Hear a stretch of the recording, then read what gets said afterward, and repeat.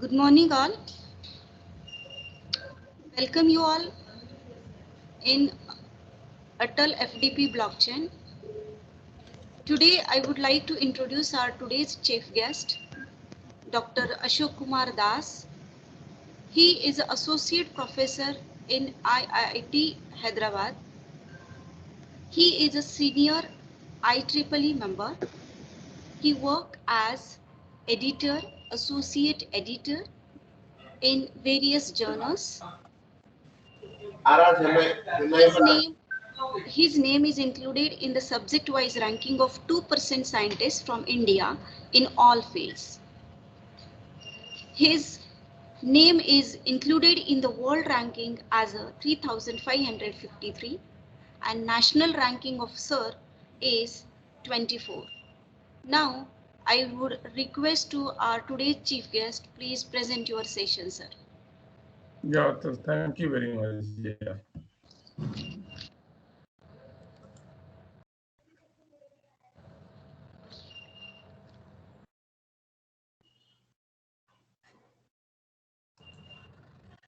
Yeah, so is my slides are visible?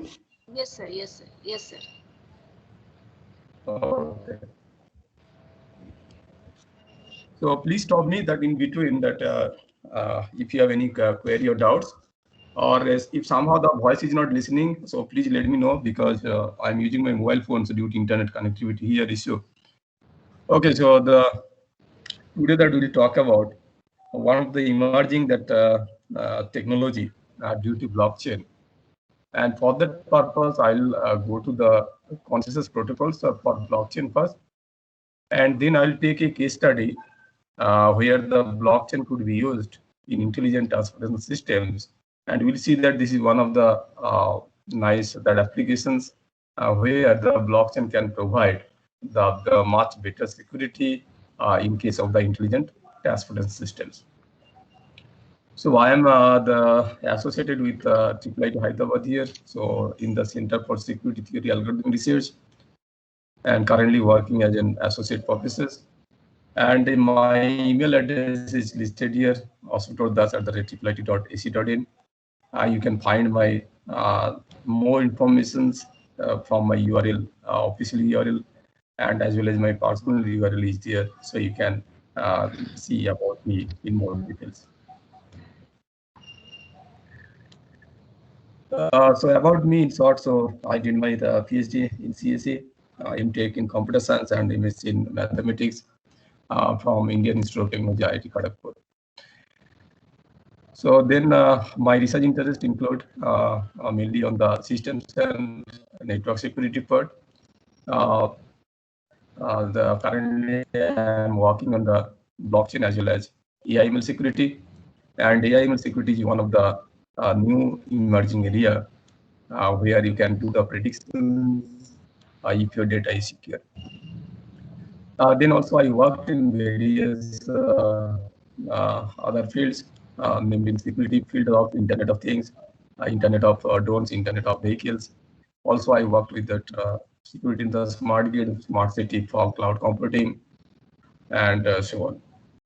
So some of my research highlights are listed here. So I have published so far 245 papers, and mostly in the journal papers, 210, and number of IEEE transactions or IEEE journal or magazine papers is around 70. So of course you can view my publication list from in this website. So personal website you can go to and see there. And some of my that publications are published in the top venues.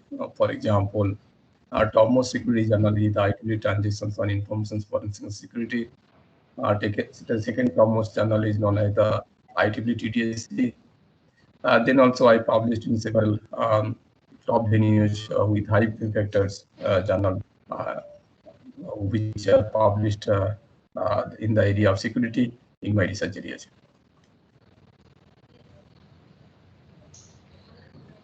And also that I am associated with several editorial board members. So recently I am the associate editor for the IEEE System Journals. And also I am involved in the Journal of Networks and Computer Applications. This is one of the very topmost Elsevier journal from the October 2020 onwards. Also that I am in the editorial board members of that is the Computer Communications Elsevier journals. And prior to that also I worked with the IT communications II transactions on internet and information security. And apart from that, I also did my some of the guest editors for the journals. Say for example, computers and electrical engineering, ICT Express, as well as wireless communications and mobile computing. So therefore, about my more details, so please visit here. And these slides will be shared to you, so you can also look at the slides, all the links also. So today that I'm going to give actually outline of 2 hours talks. So I'll actually take a 5 minutes breaks in between that one. So we are having that first we'll cover some mathematical preliminaries where blockchain is needed specifically on elliptic curve based cryptographic techniques. Then I'll talk about blockchain technologies and its potential applications, including the consensus algorithms which are used in the blockchain technologies. Then I'll take a case study where blockchain-enabled certificate-based authentication scheme could be used for the very vehicle accident detection, such as notifications in ITS, intelligent transport systems. And finally, then I'll talk about some of the future research work where we would be interested on that domain. So therefore, let us talk about the part 1, so which is known as the mathematical preliminaries, basically on the elliptic cryptography as well as its computational problems. So therefore, I think that you know that what is known as the field. So in this case, that we are talking about a prime field, which is known as the finite field, known as the Galois field. So what is the Galois field talks about that? So this is the consisting of a set ZP, where ZP contains the number 0, 1 up to p minus 1, and p is prime number, big prime number. And under the two operations, that additions modulo p, that means that if you add the two numbers, take the modulo p operations, you will get the remainder either 0, 1 up to p minus 1. And also that will take another operations known as the multiplications modulo p operations. Now under this the field, what will take, that will take a prime number p greater than 3 be a prime number. Now if you that see that a list of primes in the prime number sequence, the 2 is only the odd prime, otherwise all primes 3, 5, 7, 11, all primes are odd primes. Now that will take a prime number p to be a large enough prime number, and we'll define a curve which is known as the elliptic curve of the form y square equal to x cube plus x plus b over the finite field or Galois field ZP. So which means that the coefficient, that is the or constant a and b, they are taken from the field ZP. And if we that do the solutions of this curve, so let the solution set be the EPAB, which will contain all the solutions x and y, where x and y will be in the ZP. And we such that if we take the conditions 4a cube plus 27b square not equal to 0 modulo p, so which will ensure that this curve will have non-singular solutions. And we'll take also together with a special point known as the point and infinity or 0 point. So therefore, the elliptic curve that consists of basically the solutions x and y of this curve, along with a special point known as the point and infinity or 0 point. Now, if we take this set and if we do the addition modulo p operations, then one can show that this set forms an abelian group or commutative group under the modulo additions p operations. So now that an elliptic curve that EPAB over the prime field or Galois field GFP will have roughly 30 points on it. So this is because that when the P is large, sequence of prime numbers, there is a large discontinuity between two prime numbers. Therefore, it is not possible to count exactly the number of points in the elliptic curve. And more precisely, there is a well-known result due to mathematician Hasse. He basically gave lower bound as well as upper bound for the number of points on elliptic curve. So therefore, that if the number of points on the elliptic curve, which is denoted by hash of E, then that number of points on the elliptic curve satisfy the lower bound P plus 1 minus 2 square root of P, and less than equal to, this is the upper bound P plus 1 2 square root of P. So therefore, we can approximate that the number of points in the elliptic curve will be in this range when P is very large, because you can't count that exactly the number of points in the elliptic curve when particularly the prime number P is chosen to be very large. Now, of course, that we can do the brute force that technique to count the number of points in the elliptic curve, and this is particularly valid for a small prime number, because if the prime number is bigger, then it will take the exponential time algorithms. So these algorithms will give the elliptic curve points over the finite field, that is GFP, with the constant E and V. So we are taking the curve in this form, that y square equal to xp plus x plus v. Now, since we are talking about the solutions, and solutions belonging to the set ZP, so therefore x and y they also belongs to the set ZP. So therefore we'll start x equal to 0, and we'll continue up to that x until that x less than equal to p minus 1. Then what we'll do, that we'll compute w, which is equal to x cube plus x plus p modulo p, and your w should be in the form of y square. Now then we'll check that whether the computed w is a perfect square in the ZP or not. So what is known as the perfect square is that, say 4 is the perfect square because it is written as the 2 square, 9 is the perfect square, it is written as the 3 square, 16 is the perfect square, it is written as the 4 square, and so on. And if it is w is so, that means that if we take the square root of w, it will be an integer, that is x comma square root of w, and also we'll take its image point, that also belonging to the elliptic curve known as the x comma minus square root of w. So therefore, if there is a point on that elliptic curve x comma y, its image point will be simply x comma minus y, because it is with respect to only the y coordinates changing. And if w is not a perfect square, then what we'll do, that we'll increment x by x plus 1, and we'll continue till that x becomes less than equal to p minus 1. So this is the algorithm which will give all the points, that is the number of points on the elliptic curve. And obviously that time complexity required for these algorithms will be basically that order of p here. And if the p is very large, then it will take, say, for example, if p is 160 bits, then the complexity becomes order of 2 power 160, which is exponential. And for the digit, we'll use this the lemma or result due to Hasse. Now let us take this very small example here. So here what we are talking about, that elliptic in case of the curve that y square equal to x cube plus here a equal to 1 and b equal to 1, and prime number p equal to 23.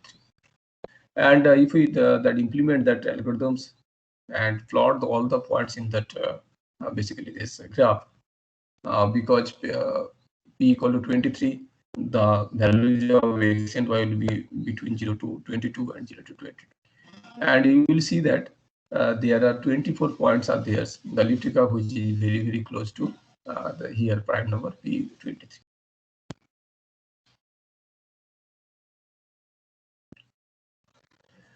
Now we'll define that there are two kinds of operations which are possible in case of the elliptic curve.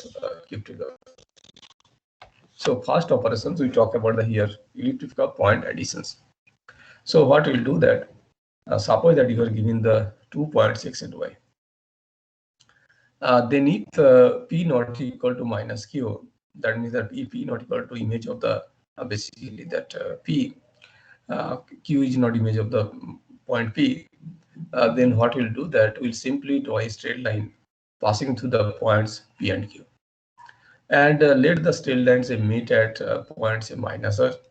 And we'll take the image of this point because image of minus R will be R, which will be taken as the addition of the 2 points P plus Q. So this is the rule where we can add 2 points on the elliptic curve. And if you add the 2 points P and Q, then we'll get a third point, that is R, which is equal to P plus Q.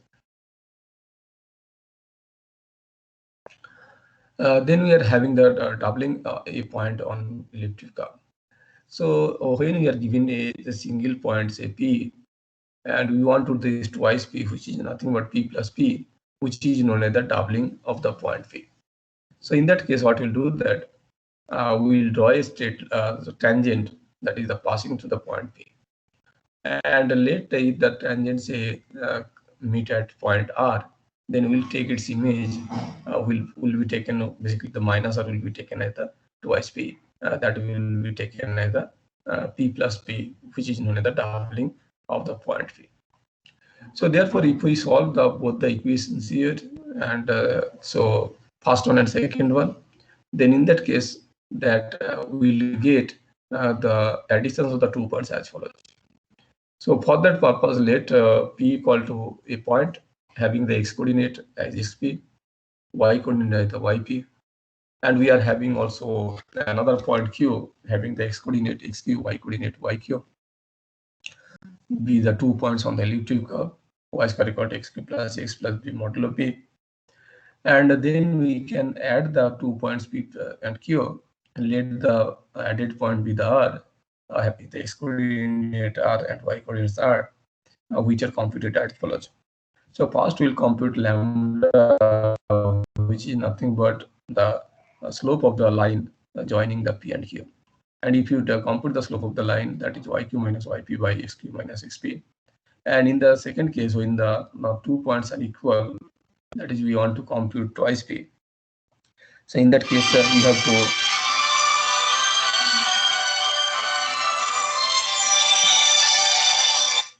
hello. Why the voice is not clear? No. I'm working with my mobile. Yeah. No. It is okay, right, from your side? So there is no issue, right? Okay.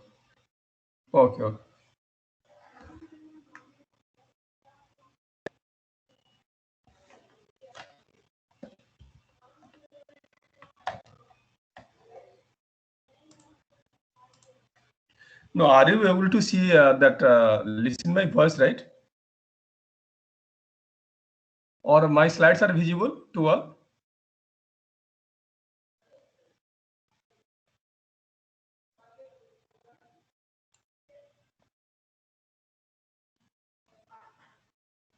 Yeah, anybody can tell whether my voice is clear?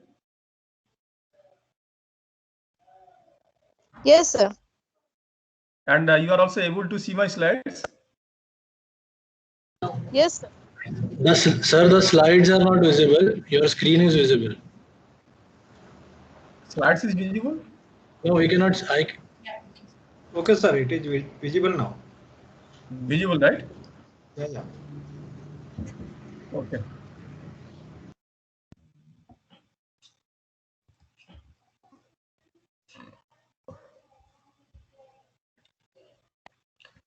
Okay, so we are talking about that point additions here.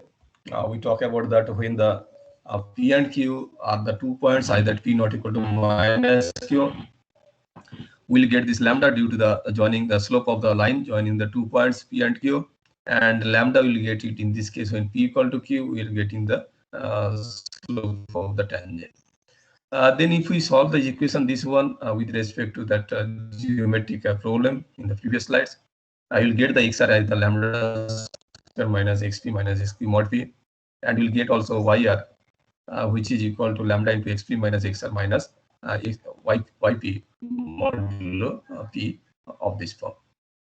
So therefore, we can have the 2 points P and Q. We can add these 2 points to get the third point. Let it be R here. Now then we'll define something known as the scalar multiplications. So if we are having a point having the exponent either xp y yp, then for that elliptic of y square equal to xp plus x plus b mod p, we can compute 5p. Say for example 5p is the p plus p 5 times. So therefore this is also called the repeated additions, which is known as the scalar multiplications. Now on the elliptic curve, if we take a base point say g, whose order is n, so the means that if you do the additions of the point g n times, and if we can get the point infinity 0.0, then we are calling that n is nothing but the order of the point p here. So now let us take one problem here. So suppose you consider the 2 points p 11,3 and q 9,7 in the elliptic curve, say E23 1,1. So in this case we are having the b equal to 23, a equal to 1 and b equal to 1. Then to compute say p plus q, so what we'll do that, so we'll compute the lambda and then substitute the value xr and yr with the lambda value. Then we'll get p plus p q as the 7,12. In the elliptic curve. So similarly for doubling operations, so what we'll do that we need to compute r equal to twice p. So let it be say xr yr. Then we need to derive the lambda. So based on this formula, 3p square plus a by twice yp. So we'll get this value. Then we'll get the basically the third point, that is the ending point, doubling point r equal to p plus p. Xr and yr as follows: xr equal to lambda square minus this one, and yr will be this one. So therefore we can get twice p equal to 4p. So therefore one of the things that in the previous slide, suppose we are having a constant k, so either we want to compute say k into p. So that will be as same as the p plus p that k times. So that k is known as the discrete logarithm with the respect to the base point, that is the p here. So now that we'll talk about a computational problem known as the very difficult problem or NP hard problem, which is known as the elliptic curve discrete logarithm problem known as the ECDLP. So for that purpose, we are given an elliptic curve over a prime number p, and suppose that you are given the 2 points p on the elliptic curve and q of the form k dot p on the elliptic curve. So k dot p is nothing but here the scalar multiplications. So that means that you are adding the points p plus p k times.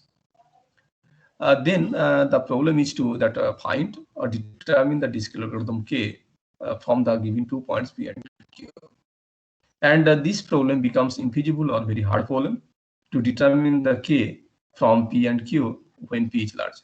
And till now that there is no efficient algorithms, polynomial time algorithms which are available, and all the algorithms they are dealing with the exponential time algorithms. So that this problem is basically NP hard or computationally infeasible problem. So next that we talk about another problem which is known as the elliptic curve computational diffusion problem. So in this case that we are given a point p, and then we are giving another 2 points k1p and k2p. Then task is to compute the k1 k2 dot p. And this problem also the computationally infeasible because it requires to compute that the elliptic, that is the discrete logarithm k1. If you can find the discrete logarithm k1, then you can multiply k1 into k2 dot p, you will get this point. So this problem also depends on previous problems known as the elliptic curve discrete logarithm problem. So next problem we are having the elliptic curve decisional diffusion problem. So in this case what we are talking about that if there is a point say p and you are giving a tuple say with another 3 points k1p, k2p and k3p, and we need to decide whether the k3 is same either K1, K2 or not. So this also depends on the elliptic disk logarithm problem. Because if we have elliptic disk logarithm problem, we can solve that problem to get K3. Then we'll apply the disk logarithm problem and get the K1 from K1P, K2 from K2P. Then we can simply multiply K1, K2 and check this one. But this problem depends on the difficulty of the elliptic disk logarithm problem. Now we'll talk about this is something known as the signature scheme, which is basically used in the blockchain the verifications. So a signature scheme is defined as a 5-tuple containing that a set known as the finite set of possible messages, another set known as the finite set of possible signatures. K will be called as the key space, which is a finite set of possible keys, and then we are having a set of the signature algorithms and a set of verification algorithms. And signature algorithms is that it will take a plain text message, it will convert to a signature, and the verification algorithms will take the plain text message as related signature, then produce either it is valid, that means the return true value; if it is invalid, it will return false value. So in other words, what we are talking about that if a verifier has the message along with signature, it will apply the verification algorithms. Then it will the verification algorithms will return true value if the signature is valid. Otherwise, it will return the false value if the signature is invalid. Now we are talking about a pair, that x comma y, where x is a plain text message, y is a signature, and this pair is sometimes called as also a signed message. That means that message along with the signature. Now let us talk about this one. We are interested here in elliptic curve digital signature algorithms known as the ECDSA algorithms. So in this case, what we'll do that.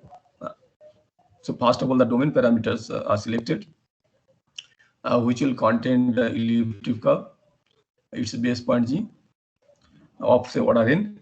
Then suppose there is a signer known as the A, so which will do the following steps.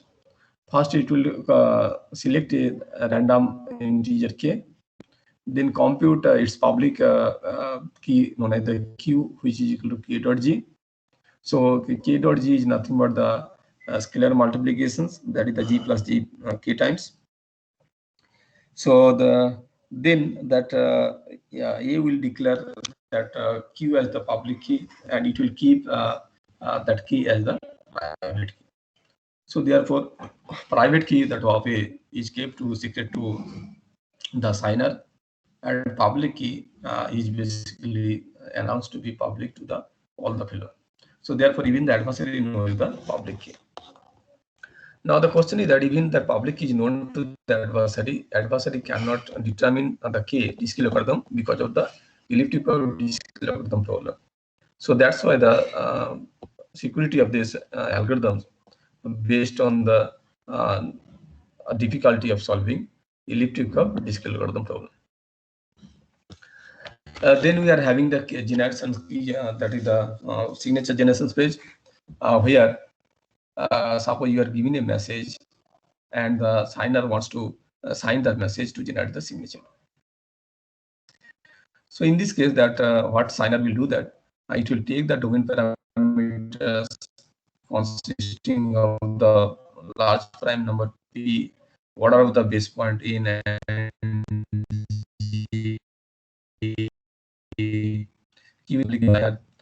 then and h is basically the one. So with these parameters and its associated key pair, the private key of the signer and key of the basically that signer. So first it will select a random or pseudo random integer L in between the range 1 to n minus 1. So once it is done, so it will compute an elliptic public point L.G, which is x1 comma y1. And then we will compute x1 whether r equal to x1 modulo n and it is not equal to 0. If not equal to so, therefore we will compute first hash of the message either E. Then we will take the signature either L inverse. This is called the modular inverse, the L inverse of L. So the multiplied with the E plus KR. So K is the private key of the signer. Now if A is equal to 0, then we'll go to the step because we will get the trivial solutions.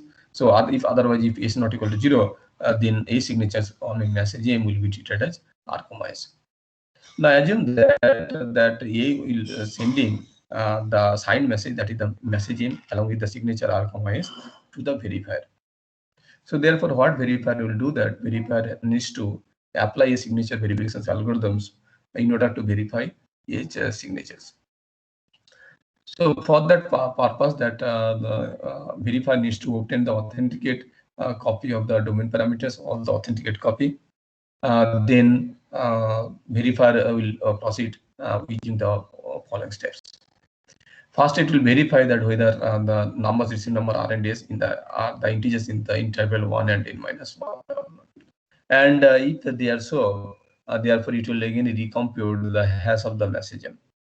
So with the help of the E, and please note that so signature verifications must be done using only the public informations.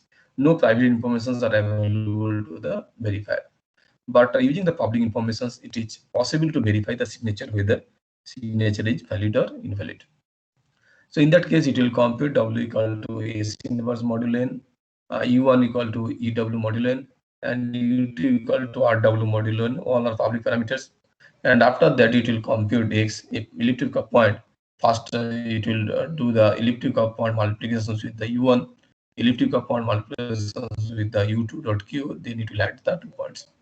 And if X not equal to that point in infinity, in that case, it will be V will be computed as the X1 modulo N.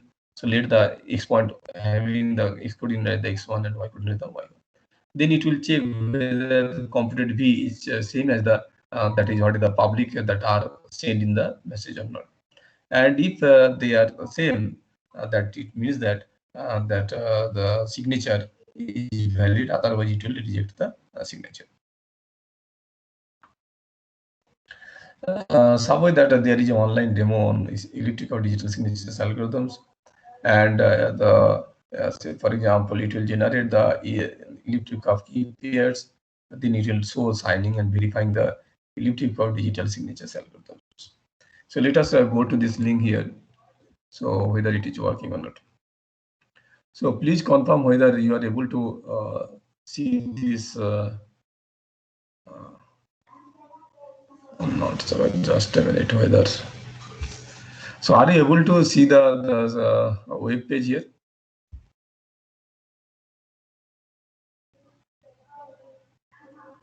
Anybody can tell?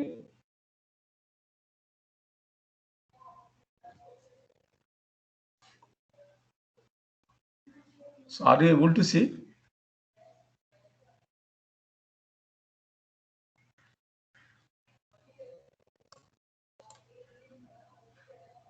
No, are you able to see the Yes, sir. Yes, sir. Yes, sir. This Right one? now, yes, Is sir. it You are visible, right? audible. Yes, yes. Visible and audible also, sir. Okay. Okay. So now let us see that we want to choose the elliptic curve name generator key pairs. So suppose if we generate the elliptic curve key pairs, it will give the elliptic curve say private key as well as public key. It will give. So private enough from the ZP, and the public key will be basically the Q equal to, that is the KP, which will have the X coordinate and the Y coordinates, and these are expressed in the hexadecimal format.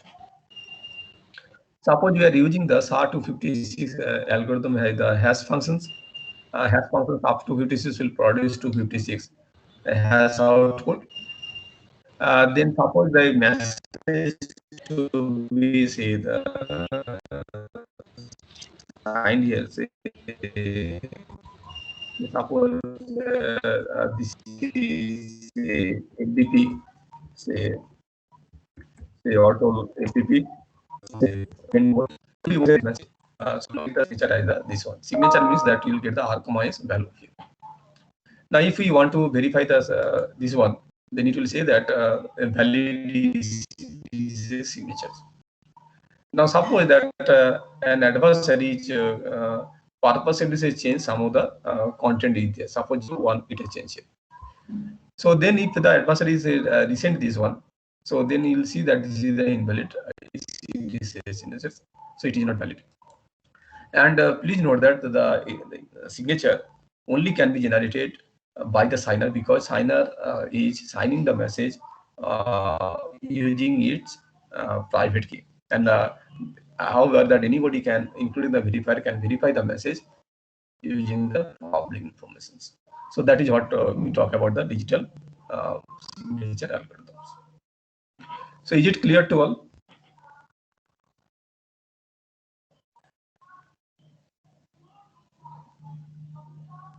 Yes, sir.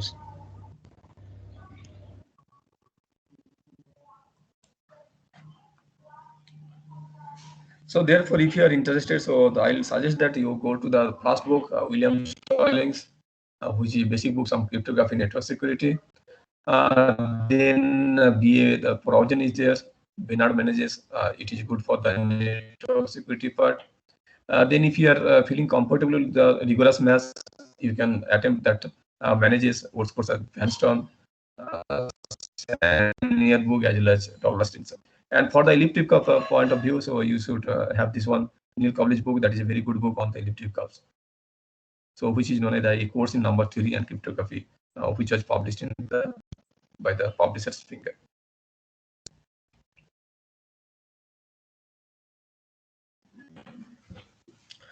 So therefore, let us assume that we have the mathematical preliminaries, something known as the elliptic curve cryptography techniques. So then in the second part, that we'll talk about the blockchain technology and its various applications. So first of all, that what is blockchain?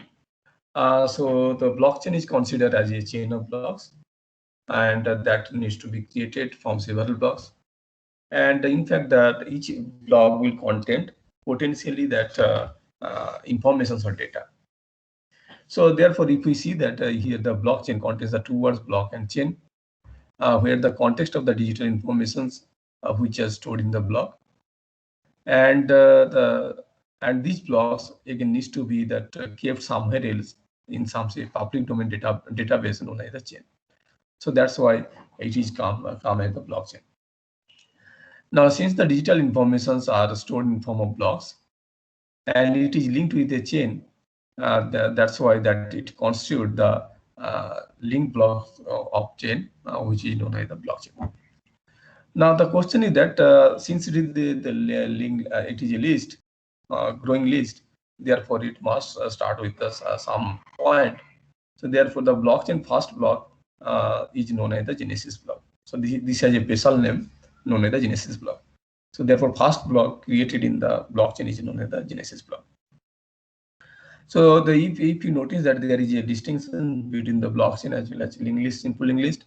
And simple linked list, that all the nodes are basically the linked together, but at any time you can delete the node from the linked list, insert a node anywhere in the linked list, or update the informations. But in case of the blockchain, so once a block is added in the blockchain through the consensus mechanisms, what we'll talk about a little bit later, that block cannot be deleted, modified, and even a new block cannot be inserted in the blockchain without consensus mechanisms. And since that once the block is added in the blockchain and your informations are secure and nobody can tamper with that, so that's why the blockchain technology helps in providing the better security as compared to the conventional security mechanisms. So therefore, there are reasons of this why that blockchain has gained so much admirations. So first is that it is decentralized; it is not owned by anybody. So therefore, your same data or block is stored in the other blockchains. So in that case, if one that node say fails or say down, then other nodes will be take care to provide you the backup. Second is that your data is cryptographically stored inside. So for that purpose, we'll see that the hash function is used in the cryptographic techniques. Then elliptic digital signatures is used in the block. And also Mark-Leti root also used in the blocks. That we'll talk about that. So that's why that we call that blockchain is immutable, because no one can tamper with the data that is inside the blockchain. And another property that blockchain is transparent, because anyone can track the data if they want to do so. Suppose say I put my data in the blockchain, so later I can verify whether my data is genuinely put in the blockchain or not. But in the other cases, say for example, I have other database, I send the data, they put the data in the database, I can't verify whether my data has been put or say modified or not in the database. So I have to rely on the trusted party. But here that anybody can basically see whether the data is genuine or not in the blockchain at any time. So therefore, there are three pillars of blockchain technologies. First is known as the decentralizations. The second that pillar is known as the transparency, and third pillar is known as the immutability property. So first, that decentralization that comes from the concept that if, say for example, in traditional way, when Alice wants to pay some money to the Bob, it should be done in the using the bank. But in the blockchain, cryptocurrency or bitcoins, Alice can directly send the money to the Bob without involving the bank. And due to this, the not involving banks other policy, that government and due to political policy, that this Bitcoin or cryptocurrency is not popular in India, particularly also in other countries also.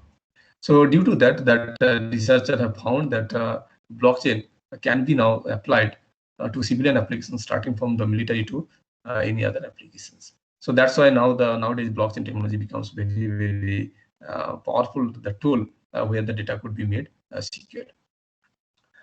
So the transparency that is there, what we already talk about that.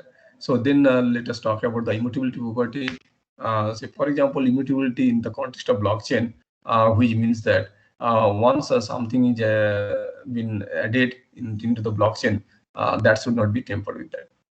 So this immutability property is achieved through the use of the cryptographic hash functions. For example, say the your input say hi, and hash value will be this value. Say welcome to the blog Greek, glad to hear you here. Your hash value will be this thing. So in the second example, let us take the input is the this is test. Your hash value will be this one. And if you say the change the t to uppercase t to lowercase t, then your hash value will be completely random and different. So this is one of the beautiful property of the one-way hash functions. It tells that the one-way hash functions is very, very sensitive to a small perturbations of the input. So that means that even a single bit or some bits of the message is changed, then your hash value will be completely different in that case. So next question is that how to maintain the blockchain, the networks and nodes. So blockchain is maintained by a network which is known as the peer-to-peer network. So peer-to-peer network means that all the nodes in the network, they can communicate each other, and they are also thus equal privileged. So that's why they are called as the peers. So that's why there is no longer central server. There are several and distributed and centralized peers are there. So there are various types of blockchains are there. First is known as the public or permissionless open access blockchains. In this case, that everybody or anybody has the right to join, access, send, verify, as well as receive the transactions of the blocks in the blockchain in order to create a consensus. So for example, it could be say Bitcoin or cryptocurrency. So then we are having the private or permissions or closed access blockchain, where the owner of the network decides which node needs to assign the rights here. So for example, here Ripple consensus algorithms are used, hyperledgers, they are basically the private blockchain types algorithms. Then there are certain scenarios where we require the applications of the private blockchain as well as public blockchains. So that means that you require to store the informations with encryptions or without encryptions. So in that case, we need to have the hybrid blockchains. For example, say Quorum is there, Hyperledger and Corda is there. They are the examples of the hybrid blockchain structures. So therefore, in the type of blockchain, so if you say you consider the public blockchain, just like your IP header, we are having the blockchain block in the block, we are having block header as well as block payload. For example, in the block header, we are having a block versus unique number. previous hash block. So it is linked with the previous block. So previous hash block is put here. Marklet root is put there. Marklet root is computed based on all the transactions here. Then the block type is there. It is private, public, or consortium. Then timestamp creations of the block, owner of the block who is holding this block, and then public key of the signer because we require the ECDC signature verifications. Then in the block payload that say suppose there are entry number of transactions are there. So on the entry number of transactions, we'll calculate the market root. Then current hash block will be computed as a hash of block header along with the block payload, and then we'll compute the signature on the block using the elliptic curve, the digital signature algorithm. Now, in case of the private blockchain, everything is same, where the transactions which are encrypted using the public key of the say owner. And in case of the consortium blockchain, some of the information could be encrypted and some of them maybe that not encrypted.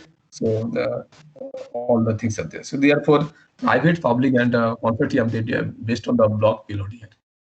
Okay. So now let's come to the basically something on the consensus mechanisms. So there are several consensus mechanisms used, which is basically known as the voting-based mechanisms. For example, one of the popular that mechanism is known as the practical Byzantine fault tolerance algorithms. So this, what is this algorithm says that suppose you are having a peer-to-peer network, and among the peer-to-peer network will select a leader as the miner, and the leader will have the block which needs to be added in that blockchain. So therefore, what leader will do that? It will send that. Hello. Hello. Yes, sir. Yes, sir. Yes, sir. Yeah, it's fine. Are you able to listen? Yes, sir. No, is there any problem in the voice No. somewhere? Okay, No, okay. sir. No, sir. Okay. Continue. It's good. No problem. Not an issue. Okay. So then leader sends this block to everyone in the peer-to-peer network in order to verify the transactions. After say the successful verification of transactions in the block, each the node will send a valid voting request to the leader. Now leader will make basically maintain a counter known as the receive count votes count, and for each and every that valid reply message it will implement that counter. If this counter that becomes more than 2NF plus 1, where 2NF is the number of faulty nodes in the peer-to-peer network, then this block will be added, and then leader will send a commit message to the all its peer node, so that all peer nodes also can add that block in the blockchain.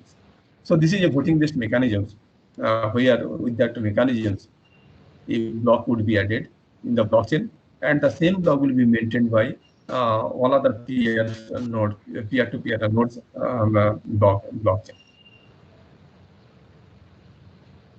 So then we are having the protocol consensus, people called protocol consensus algorithms.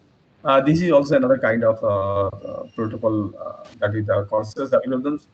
So in this case, what we'll do that. So as compared to basically the practical by fault tolerance algorithms, that when that leader gains more than 50% of the votes than others, then it will go to the next round. So then it will go to the probing phase. Then this counter, it will wait the counter until it is just to the threshold 80% of the votes, valid votes.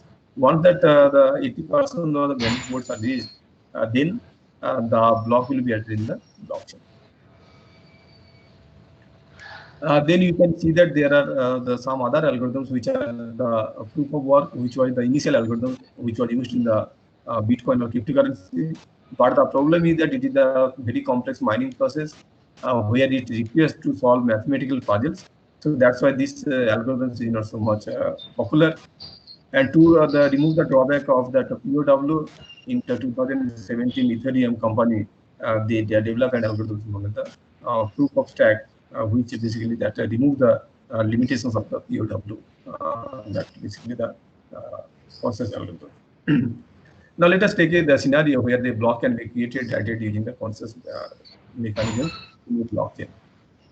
So for that purpose, suppose Alice has some money, it wants to say send to the Bob to the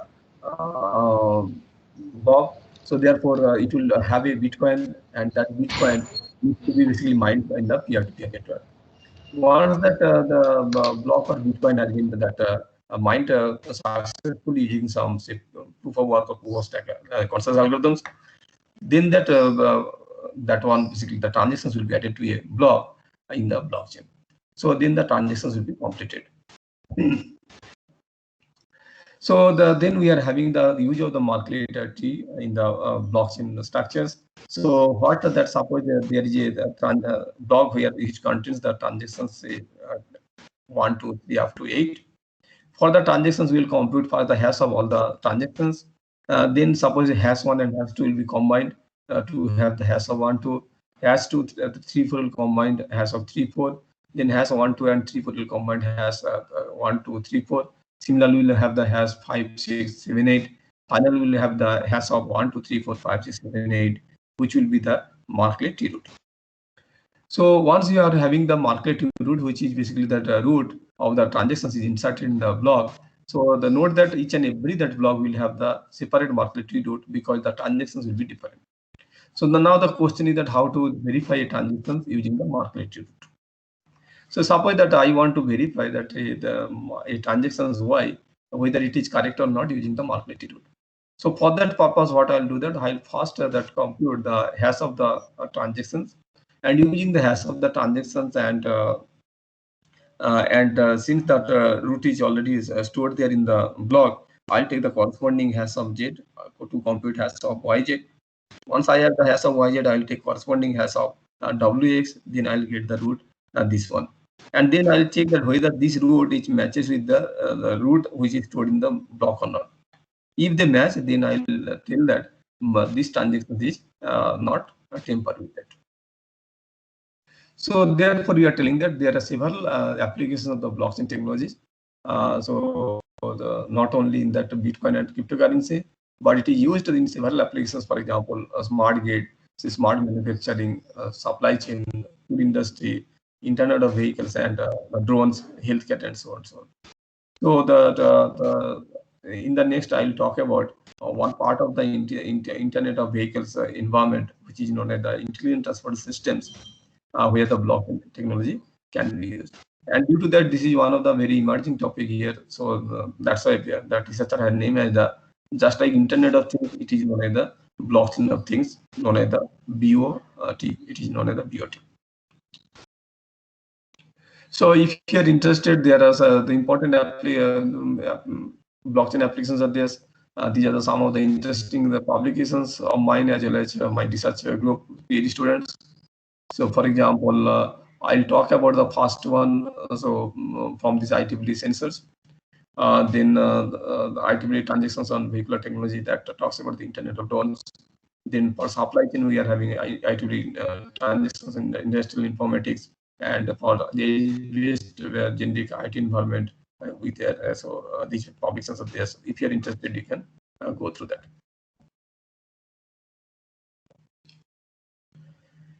Yeah, I think that we are completed the basic preliminary as well as your consensus that algorithms. Yeah, do you need any break or something? Otherwise, is it fine?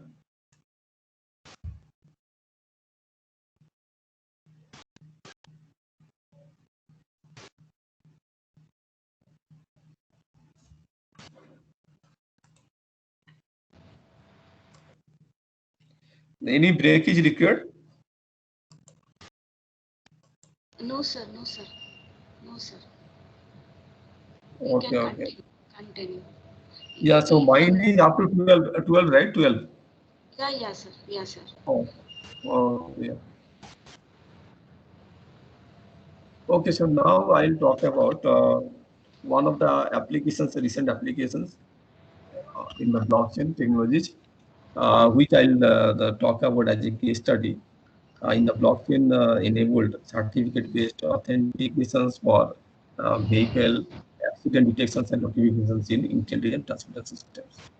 And this paper recently published with my PhD students, and one of the collaborators from Korea, Yang Gopal, Professor Yang Gopal, and that is published in the IT Research Journals. So what that scenario has been talked about that here. Suppose that we are having a smart city. In the smart city, we are having different lanes of roads, and suppose vehicles are moving with the same speed in some road, they will form dynamically clusters. And from the cluster, we'll select a cluster head using some clustering algorithms. Then the cluster will communicate with the nearby roadside unit RSU. RSU is attached with the A server known as the ES. Then A server is connected to the basically the internet, and then it is also connected to the blockchain centers, which will contain a peer-to-peer cloud server networks of the cloud servers.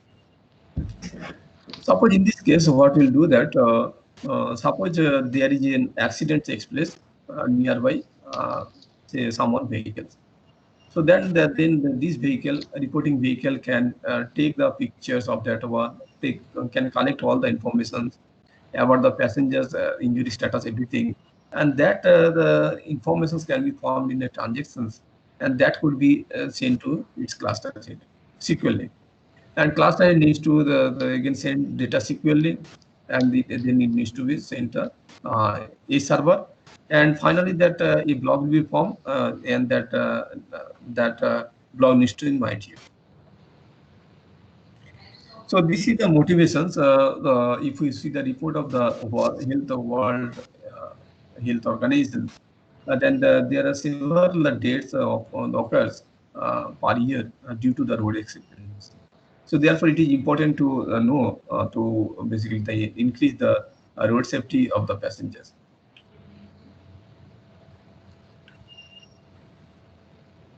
So, however, that problem is that since the communications are being wireless communications, the adversary can tamper with the data, and if the adversary can tamper with the data, then it can mount several other potential attacks. For example, replay attack, in-person attacks, man-in-man middle attack, and so on.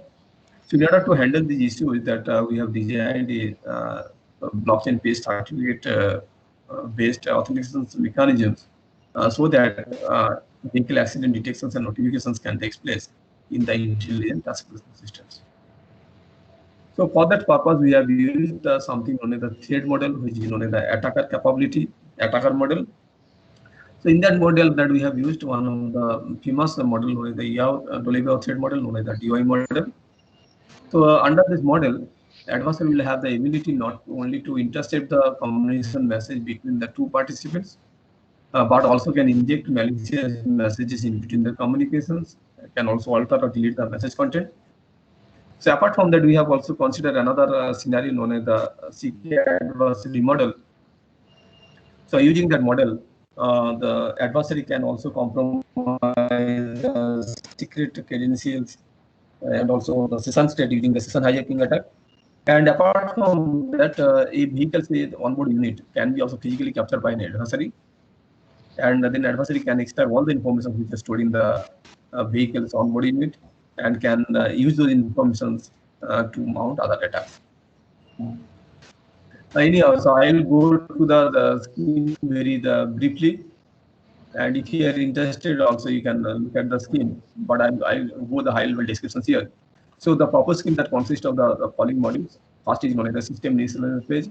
So where that parameters will be selected by the authority during the registration phase of the entities. So then it will we'll talk about the registration and enrollment phase, authentication phase, as well as blockchain verification and addition phase. So the first is the registration for the enrollment takes place here, vehicle registration. These information are stored. We have used the certificate. Certificate is created by the registration authority. Nobody can generate the certificate on behalf of registration authority. That each RS will be given this pre-credential information. A server is giving these information and cloud server.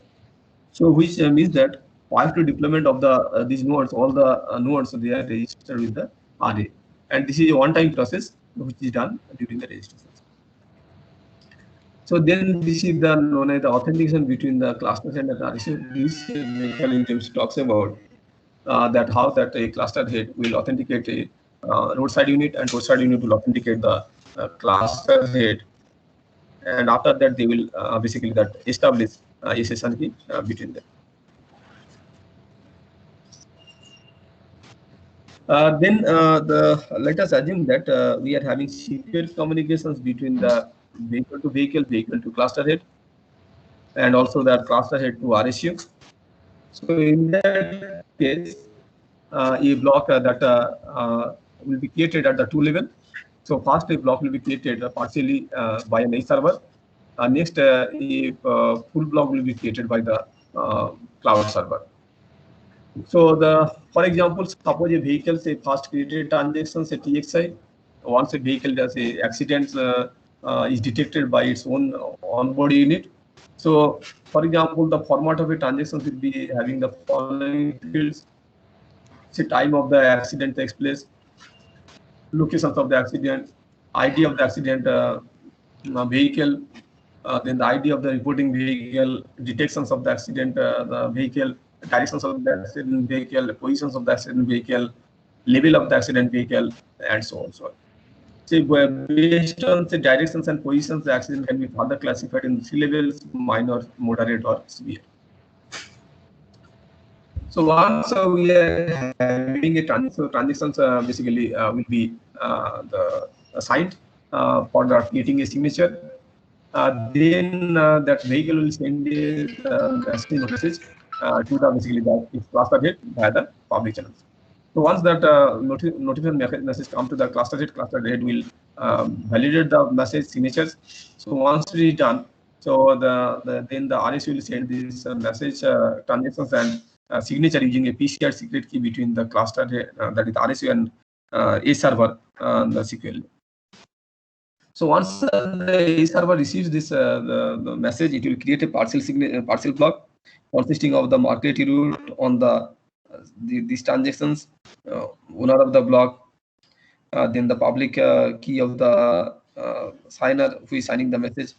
Then on the list of transactions and all these things, it will create a signature which is known as the elliptic or digital signatures algorithms using the digital signature algorithms. So after that, this partial the block will be sent to the cloud server. A cloud server will form the form the partial block to full server by means of putting the block versions. Previous has value, block has timestamp, and so on. So then it will compute the current block has the hash of the all the fields here. So once this the block is created, then the block the verifications and additions will take place using consensus algorithms. In this case, we have used a voting based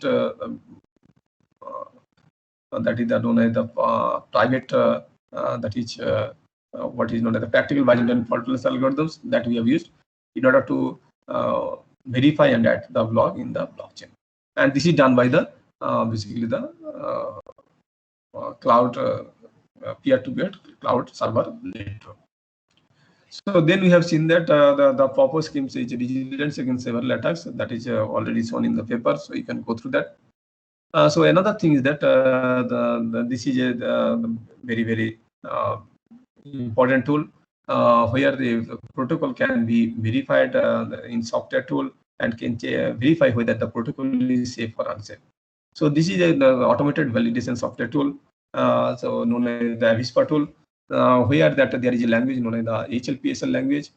This language will convert to the intermediate format. Intermediate format will be given one of the following that backends available in the intermediate format. Then it will produce the output format, which will tell whether the protocol is safe or unsafe.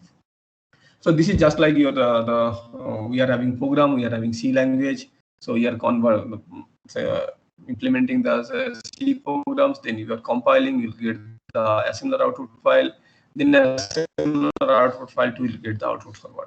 So just like that, we are having the HLPSL language, which is like the role-oriented programming language. It will basically that produce the intermediate format. From there, we'll get the output format here. we have implemented this one. We got the case 1 and case 2, and then we have seen that our protocol, the case 1 is basically the authentication between the cluster head and basically that vehicle, and then it is shown that it is the safe here. That means there is no attack is found in the protocol. So similarly for the case 2, that it is implemented between the basically here RSU that cluster head and village R is rolled here. So in that case, that we have also seen that our protocol is also secure. So next that thing. So for example, if you want to implement this one, so there is a tool that is Avispa tool. So let me to go whether it is there or not. So typically sensors. Sensors of 3.1.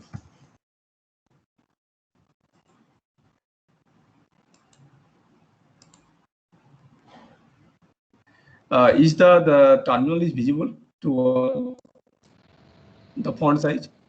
Yes, sir. Yes, yes, sir. Any participant, if anything problem, you can talk to sir. No problem. Not an issue. Yes, sir. It's visible. Visible. Suppose we are having say case 1 here.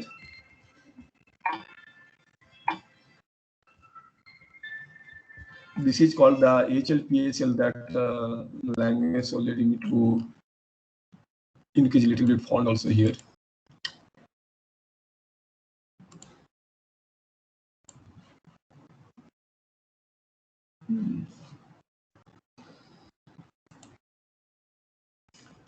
I don't know whether it is.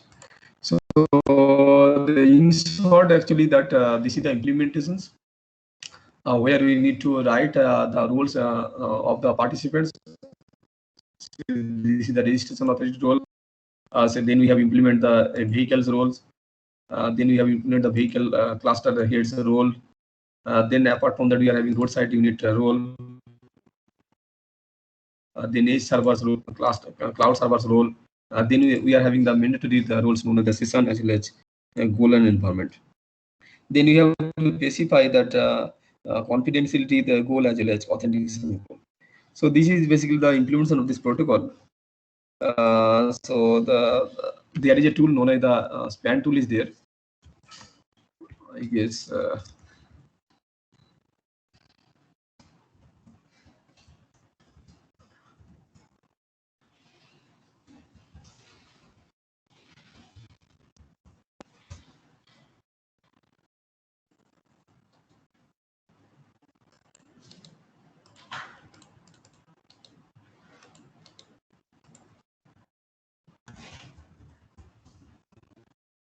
If you click this thing, then you will get this India H-College. Then you have to open the HLPSL file. See, for example, we are having that file. Where is that file? That is basically something known as the IEEE sensors.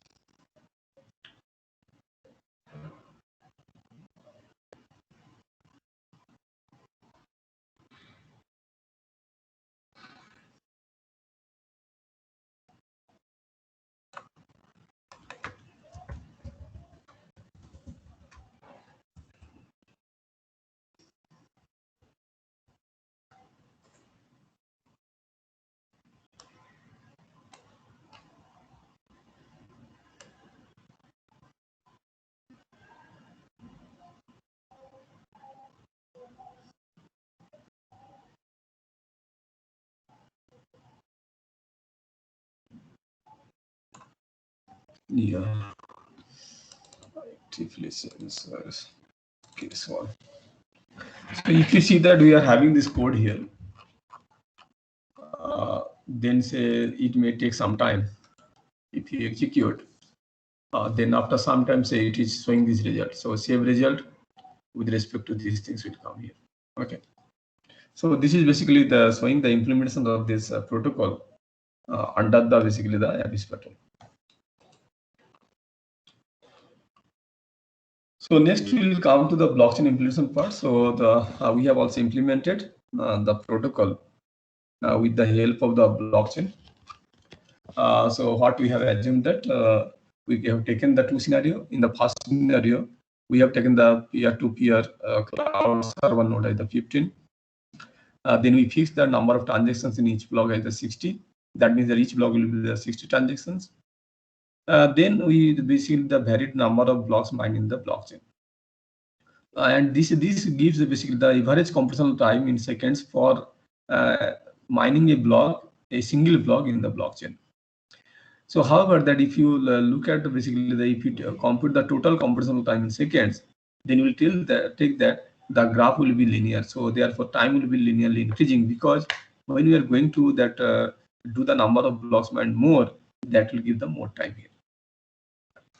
So in the second scenario, so what we have done that we have taken the number of peer-to-peer nodes as the 15 same. So however, the number of mined blocks in each chain is the 60. We have fixed here. But in this case, we have varied the number of transactions per block.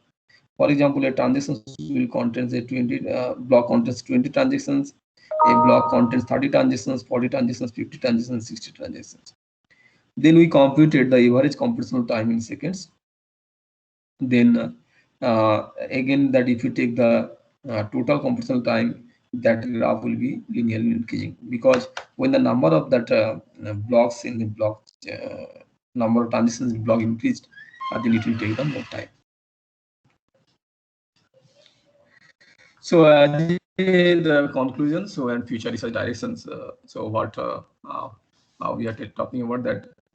So I talk about something known as the elliptic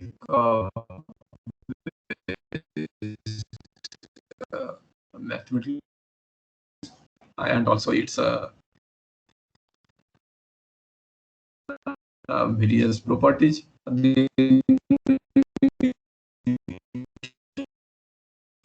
About how the two operations are defined elliptical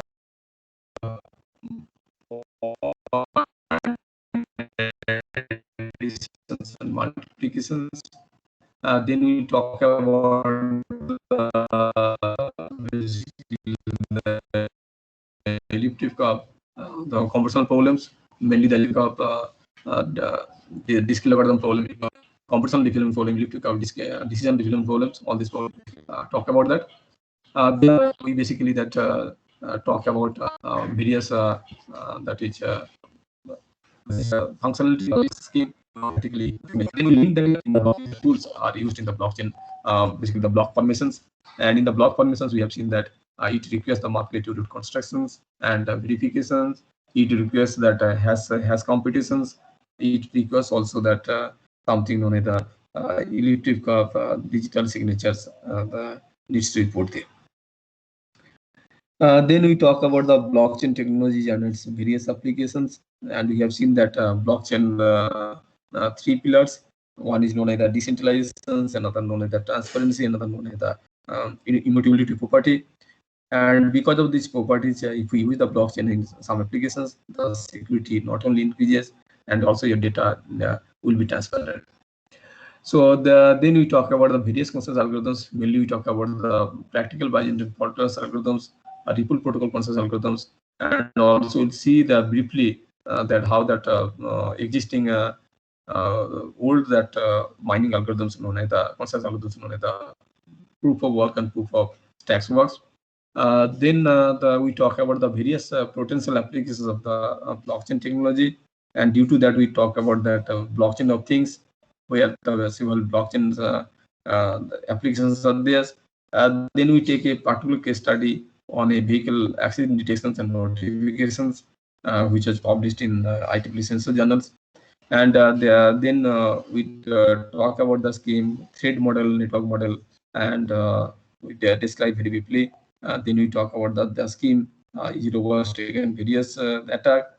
Then also that we talk about that practical demonstrations of the scheme using the blockchain technologies, as well as we have done also the formal security verifications.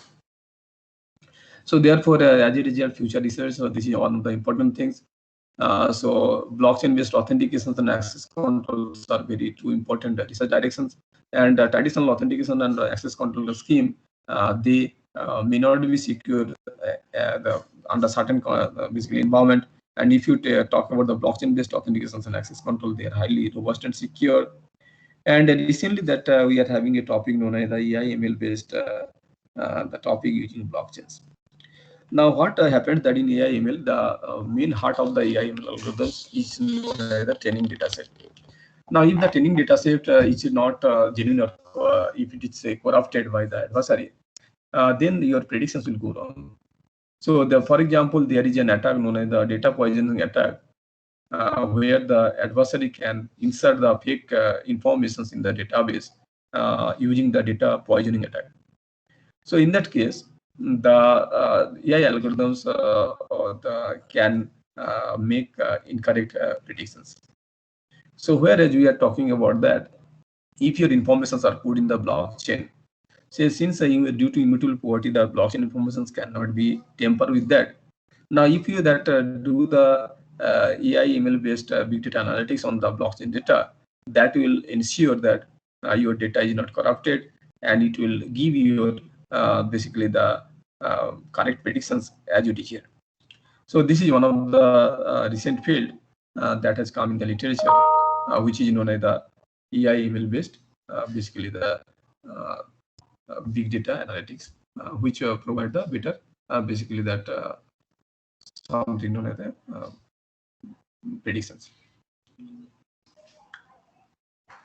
So finally, so thank you very much. So if you have any questions, I think that we have some time, we can take some questions. Yes. Anything question from participant side?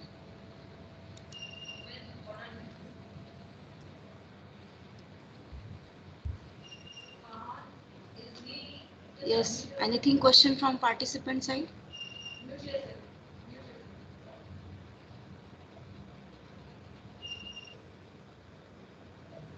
Any questions?